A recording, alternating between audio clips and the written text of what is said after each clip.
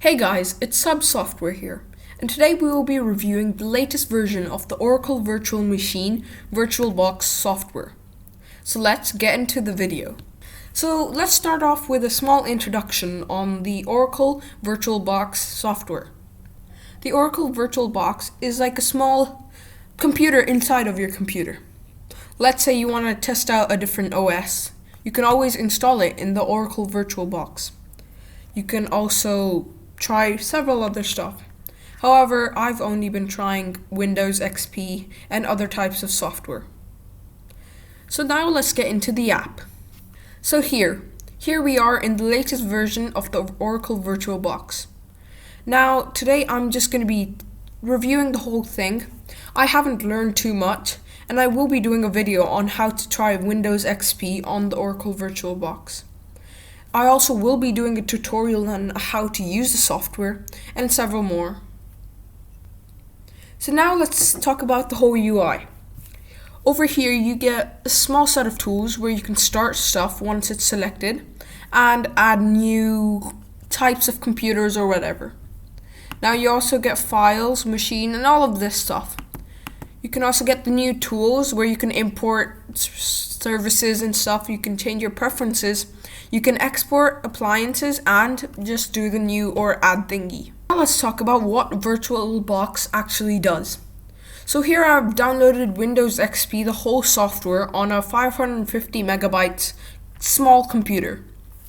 If I go back into my files and go into documents, you can see over here you have the Windows XP hard drive, which is around, if I go into the properties, around 1.5 gigabytes. Now, it's almost 550, I don't know what that is. That's, I guess, the base memory, not the whole amount of storage of the drive. And yeah, see, the drive is 10 GB. I don't know about that. I think when you create the virtual hard drive, it keeps it on a certain GB, and then it depends on wherever you're going to keep it.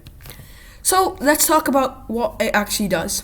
Let's start off by starting our Windows XP computer.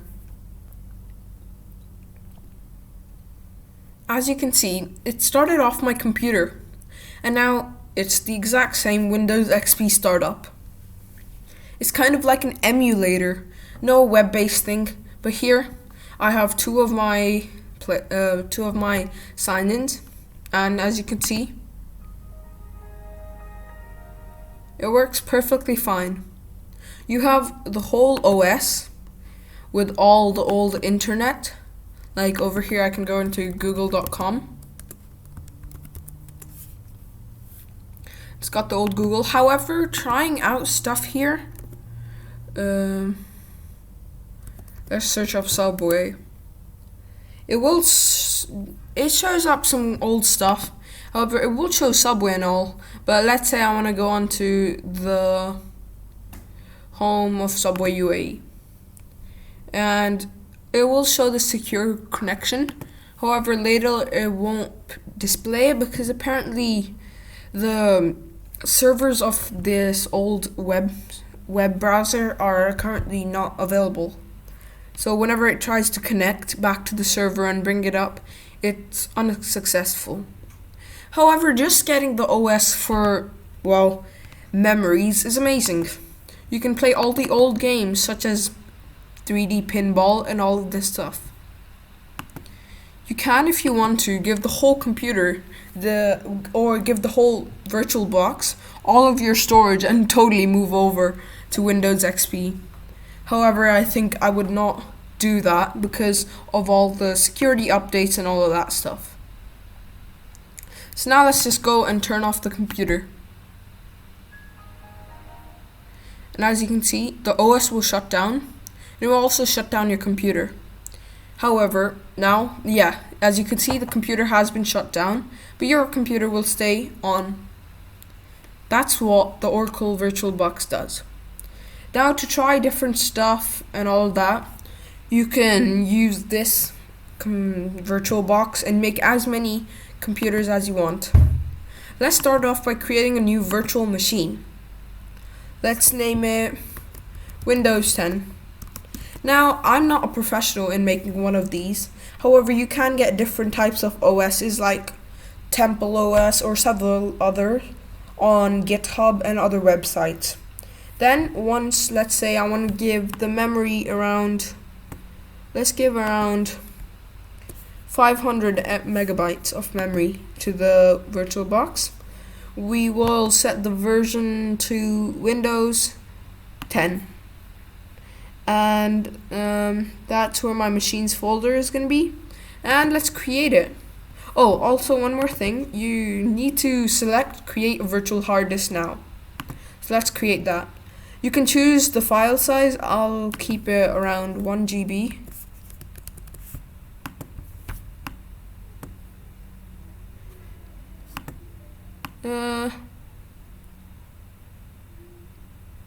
There you go, 1.2. There you go, 1 GB. So let's also press on the virtual disk image and then just create it. Cut. So now that I've created it, I can start the VirtualBox.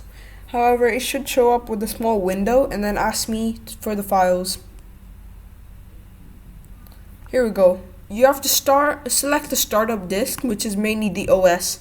I can select the Windows XP, but I'll show you that in a different video.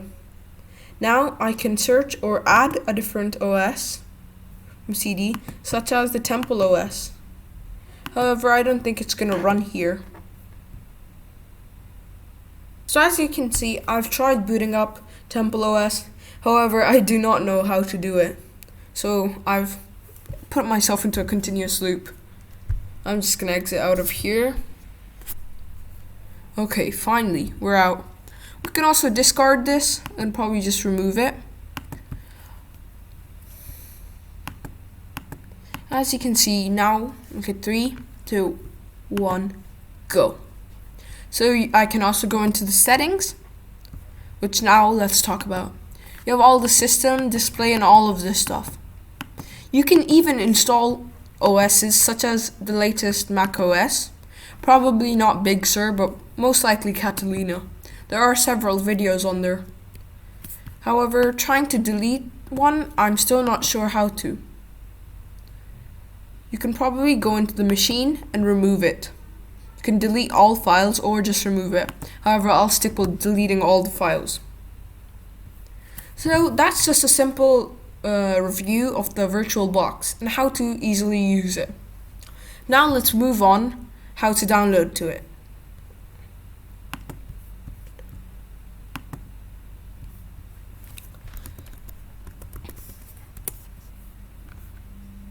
Three, two, one, go. Alright, so now we're in Chrome. We'll search up the VirtualBox and it should show up with the Oracle VirtualBox.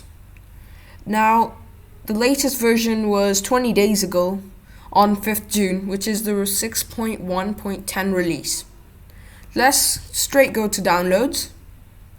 And now to download it, you'll have to choose the Windows host or whatever OS you are using, such as Mac OS X, Linux, or Solaris.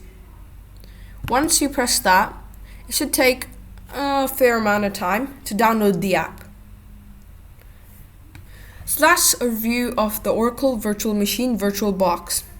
I will be doing some tutorials on how to use it and how to install the Windows XP for all of you nostalgic users.